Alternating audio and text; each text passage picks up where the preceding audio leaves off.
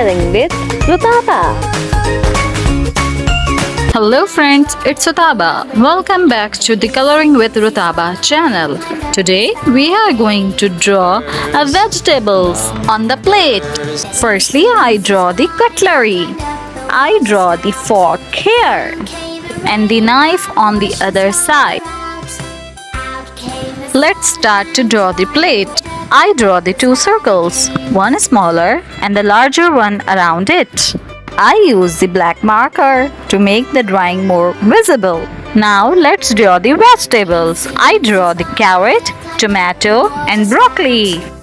Amazing! Now let's start coloring. For the hand of the cutlery, I use light blue. The itsy wincy spider climbed up the water spout. Down came the rain and washed the And for the rest, I use silver. sun and dried up all the rain. And the itsy wincy spider climbed up the spout again.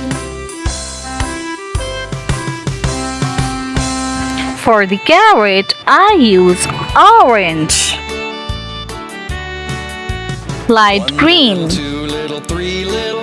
I color the tomato red,